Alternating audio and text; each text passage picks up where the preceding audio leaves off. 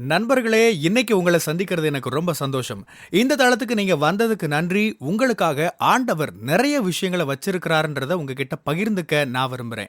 இன்னைக்கு உங்க கூட நான் பேச வேண்டிய விஷயத்துக்குள்ள போறதுக்கு முன்னாடி, சில விஷயங்கள சொல்லிக்க விரும்புறேன். நீங்க ஜான் கிஃப்டா அப்படின்ற என்னோட Instagram, Facebook, YouTube மூலமா என்ன ஃபாலோ பண்ணி என்னோட பதிவுகள நீங்க பெறலாம். தினமும் என்னோட பாட்காஸ்ட் நீங்க கேட்கலாம். ஆண்டவரோட கிருபையில அதெல்லாம் நல்ல கிரியை செய்து வர்றத நான் பார்க்கிறேன். நீங்களும் அத தினமும் கேளுங்க. நிச்சயமா அது உங்களுக்கு ஒரு பெரிய ஆசீர்வாதமா இருக்கும்னு என்னால சொல்ல முடியும். ஜான் கிஃப்டா அப்படின்ற என்னோட யூடியூப் சேனலை தினமும் பார்க்க மறக்காதீங்க. Fuel for the soul with John கிஃப்டா அப்படின்ற இங்கிலீஷ் பாட்காஸ்டையும் நீங்க தினமும் கேட்கலாம். www.johngifta.com அப்படின்ற என்னோட வெப்சைட்லயும் இது எல்லாமே இருக்கும். நம்மள வெறுப்பேத்துற விதமான கிண்டல் விமர்சனங்களை நம்ம எல்லாருமே ஏதாகிலும் ஒரு கட்டத்துல எதிர்கொண்டிருப்போம். மக்கள் நம்மளை கேலி செய்ய, அவமானப்படுத்த, நம்மளை இழிவுபடுத்த, நம்மளோட வாழ்க்கையை பார்த்து நீ யாருன்னு தெரியுமா, நீ எல்லாம் ஒண்ணுமே கிடையாது, நீ எங்க இருந்து வர்ற தெரியுமா, உனக்கு என்ன தகுதி இருக்கு, இப்படி எல்லாம் சொல்லுவாங்க. சில நேரங்கள்ல அவங்க சொல்றது உண்மையா கூட இருக்கும். ஏன்னா அவங்களுக்கு உங்களை நல்லா தெரியும். உங்களோட சேர்ந்து உங்களை பார்த்துதான் வளர்ந்திருப்பாங்க. அவங்க உங்களோட உறவினர்களா, நண்பர்களா, பல வருஷங்களா உங்கள சின்ன வயசுல இருந்து பார்த்தவங்களா இருப்பாங்க. அதனால அவங்களுக்கு நீங்க எதுவுமே நல்லதா செய்யற மாதிரி தெரியாது.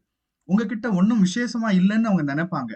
உங்கள கட்டுப்படுத்தணும், உங்கள தங்களுக்கு கீழ வச்சிருக்கணும், உங்கள கைக்குள்ள போட்டு வச்சிருக்கணும் அப்படின்லாம் நெனைப்பாங்க.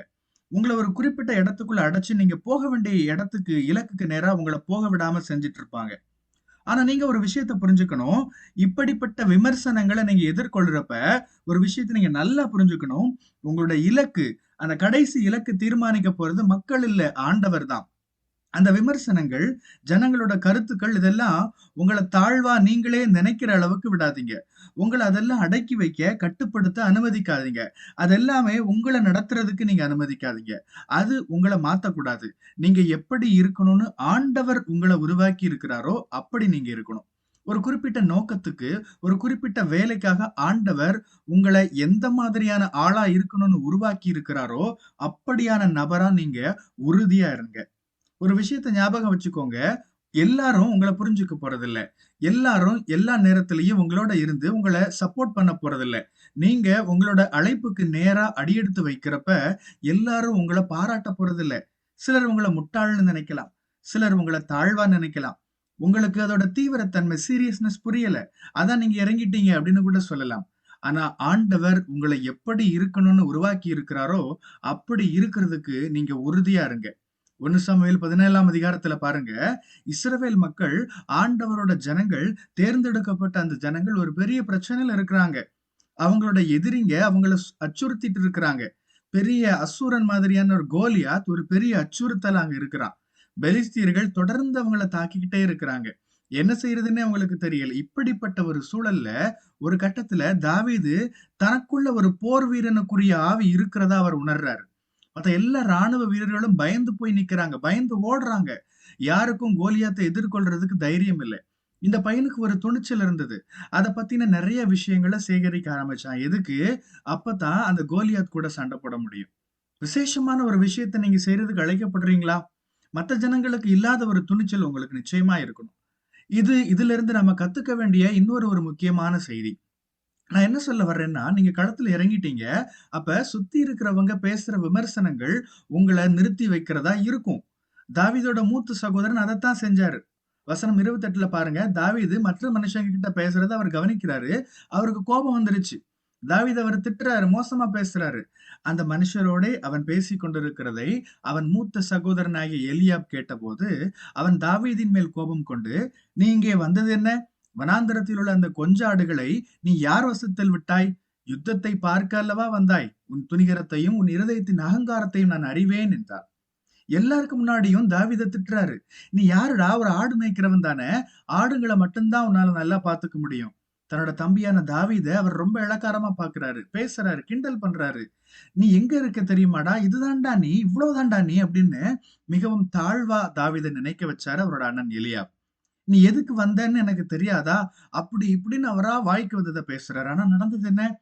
29ஆம் வசனம் பாருங்க. அதற்கு தாவீது, "நான் இப்பொழுது செய்தது என்ன? நான் வந்ததற்கு முகாந்திரம் இல்லையா?" என்று சொல்லி 30ஆம் வசனம், "அவனை விட்டு வேறொருவனிடத்தில் திரும்பி அந்த பிரகாரமாகவே கேட்டான். ஜனங்கள் முன் போலவே உத்தரவு சொன்னார்கள்.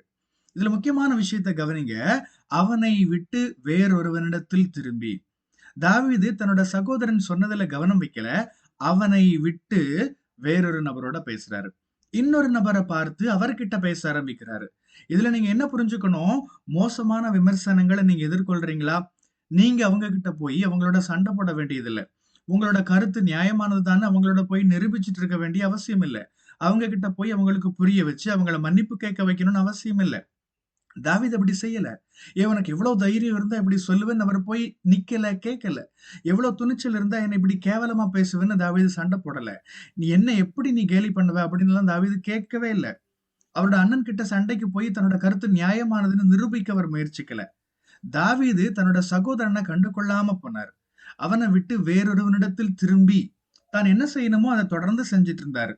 உங்க வாழ்க்கையில் நீங்களும் ஜனங்கள் உங்களை மோசமான விமர்சனங்களால பேசுறப்ப, உங்களை கேலி செய்யறப்ப, உங்களை விமர்சிக்கிறப்ப நீங்க என்ன செய்ய போறீங்க?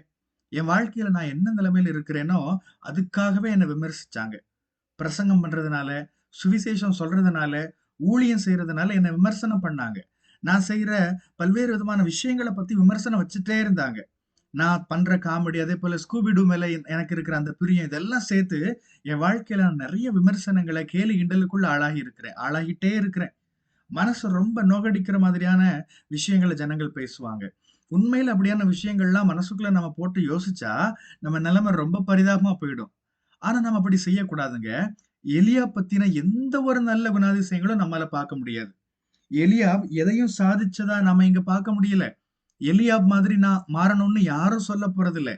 எல்லாருமே தாவீத மாதிரி நான் மாறணும்னு சொல்றாங்க. தாவீது காரியங்களை சாதிச்சது போல நானும் சாதிக்கணும்னு ஆசைப்படுறேன்னு எல்லாரும் சொல்றோம். ஆண்டவரோட இருதயத்துக்கு ஏற்ற மனுஷனா தாவீது இருந்தது போல நானும் இருக்க விரும்புறேன்னு நம்ம சொல்றோம் இல்லையா? தாவீத போல நானும் கோலியாத் மாதிரியானவங்களை வெற்றி கொள்ளணும்னு ஆசைப்படுறோம். எலியாப் மாதிரி நான் மாறணும்னு யாருமே சொல்றது இல்ல. மோசமான விமர்சனங்களை புறக்கணிச்சுட்டு போற தாவீத மாதிரி நாம இருக்கணும். அந்த விமர்சனங்கள் உங்களை தடுக்க கூடாது. நான் என் வாழ்க்கையில திரும்பி பார்க்கிறேன். பாட்காஸ்ட் இத பத்தி எல்லாம் மக்கள் எவ்வளவு விமர்சனங்கள் வச்சாங்க தெரியுமா? உன்னோட உளறல்களை யாரு கேட்க போறாங்கன்னு சொன்னாங்க. இதெல்லாம் வேலைக்கு ஆகாதுன்னு சொன்னாங்க. இது சரிப்பட்டு வராதுன்னு சொன்னாங்க. இதனால யாருக்கு என்ன நன்மைன்னு பேசுனாங்க. ஆனா அந்த எதிர்மறையான கருத்துக்கள் என்ன தடுக்கிறதுக்கு நான் அனுமதிச்சிருந்தேன்னா இதெல்லாம் நடந்திருக்குமா? சில நேரங்கள்ல சொன்னாங்க, யாருமே உன்னோட பதிவுகள கவனிக்கல, கேட்கலன்னு சொன்னாங்க. அப்ப அது உண்மையா கூட இருந்துச்சு. கூட்டங்கள்லாம் ஒழுங்குபடுத்தினேன். யாருமே வரல. ஆனா ஆண்டவர் என்ன செய்யணும்னு என்ன அழைச்சாரோ, நான் அத தொடர்ந்து செஞ்சதுனால, அந்த விமர்சனங்கள புறக்கணிச்சுட்டு, அந்த எதிர்மறையான ஆளுங்களோட கருத்துக்கள தள்ளி வச்சுட்டு, நான் செய்ய வேண்டியத தொடர்ந்து செஞ்சுட்டு இருந்தேன். என்ன தரக்குறைவா பேசினவங்க, மோசமா பேசினவங்க, என்ன கேலி கிண்டல் பண்ணவங்க, அவங்க வாழ்க்கையில இப்ப எங்க இருக்காங்கன்னு தேடித்தான் கண்டுபிடிக்கணும். அவங்கள நான் மோசமா சொல்றேன்னு இல்ல. ஆனா அவங்கள பத்தின எந்த தகவலும் இப்ப இல்ல. ஆனா நான் அவருக்கு உண்மையுள்ளவனா இருந்ததுனால, ஆண்டவர் என்னை இவ்வளவு தூரம் நடத்தி கொண்டு வந்திருக்கிறார். நான் எப்படி இருக்கணும்னு ஆண்டவர் என்ன அழைச்சாரோ, அப்படி இருக்க நான் உறுதியா இருந்தேன். என்ன கேட்டுக்கொண்டிருக்கிற ஜனங்களே, இன்னைக்கு நான் உங்க மேல இந்த வார்த்தைகளை சொல்றேன். உங்கள ஆண்டவர் எப்படி இருக்கணும்னு, யாரா இருக்கணும்னு அழைச்சாரோ அப்படியான நபரா இருக்க நீங்க முயற்சி பண்ணுங்க. உண்மையா, துணிச்சலா இருங்க. எல்லா எதிர்மறையான சூழல்லையும் உறுதியா நில்லுங்க. மக்கள் உங்களை புரிஞ்சுக்கலையா பரவாயில்ல. ஆனா ஆண்டவரோட அழைப்புல உறுதியா இருங்க. ராட்சசனை கொன்ன ஒரு மனுஷனா நீங்க அடையாளப்படுத்தப்படுவீங்க. கர்த்தருடைய இருதயத்துக்கு ஏற்ற நபர்ன்னு நீங்க சொல்லப்படுவீங்க. மற்ற ஜனங்களும் இவங்கள மாதிரி நான் இருக்கணும்னு சொல்லுவாங்க. ஆமென். கர்த்தர் உங்களை ஆசீர்வதிப்பாராக. உங்களுடைய பகுதிகளில் பிரசங்கிக்க என்னை அழைக்க நீங்க விரும்பினா டிஸ்கிரிப்ஷன்ல இருக்கிற இமெயில் மூலமா என்ன நீங்க தொடர்பு கொள்ளலாம். பிரியமானவங்களே, இந்த செய்தி மூலமா நீங்க உற்சாகம் அடைஞ்சிருப்பீங்க, ஆசீர்வதிக்கப்பட்டிருப்பீங்கன்னு விசுவாசிக்கிறேன். திரும்பவும் ஞாபகப்படுத்துறேன், நீங்க ஜான் கிஃப்டா அப்படின்ற என்னோட இன்ஸ்டாகிராம், ஃபேஸ்புக், யூடியூப் மூலமா என்ன ஃபாலோ பண்ணி என்னோட பதிவுகளை பெறலாம். ஜான் கிஃப்டா அப்படின்ற என்னோட யூடியூப் சேனலை தினமும் பார்க்க மறக்காதீங்க. Fuel for the soul with John கிஃப்டா அப்படின்ற இங்கிலீஷ் பாட்காஸ்டையும் நீங்க தினமும் கேட்கலாம். பாட்காஸ்ட் எபிசோடுக்கு நீங்க உங்களோட ரேட்டிங், ரிவ்யூ கொடுத்து ஷேர் பண்ண மறக்காதீங்க. www.johngiftha.com அப்படின்ற என்னோட வெப்சைட்லையும் இது எல்லாமே இருக்கும். இந்த ஊழியத்தால நீங்க ஆசீர்வதிக்கப்பட்டிருந்து மற்றவங்களுக்கும் இதே ஆசீர்வாதம் சேரணும்னு விரும்பினா நீங்களும் எங்க கூட சேர்ந்து ஆண்டவரோட ராஜ்யத்தை கட்டுற இந்த பணியை உங்களோட நிதி ஆதரவு மூலமாகவும் தாங்கலாம். கூகுள் பே அல்லது நெட் பேங்கிங் அல்லது பேபால் மூலமா நீங்க ஆதரவு தரலாம். எல்லா விவரங்களையும் டிஸ்கிரிப்ஷன்ல நீங்க பார்க்கலாம். ஆண்டவர் உங்களை ஆசீர்வதிப்பாராக.